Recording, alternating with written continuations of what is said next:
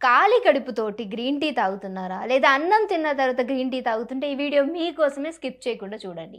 Anti ఆక్సిడెంట్లను పెంచి మధుమేహం అంటే షుగర్‌ని, ఇంకా బరువు పెంచటంలో, మెదడు చురుకుతనంలో ఇది ఎక్కువగా పనిచేస్తుంది. అందుకనే గ్రీన్ టీ తాగుతూ ఉంటారు. కానీ ఖాళీ కడుపుతో తాగినా, అన్నం తర్వాత తాగినా సరే ప్రమాదం అంటూ ఆరోగ్య నిపుణులు చెబుతూ ఉన్నారు. దీనివల్ల కడుపు నొప్పి, అజీర్తి, గ్యాస్ట్రిక్ సమస్యలు వస్తాయి.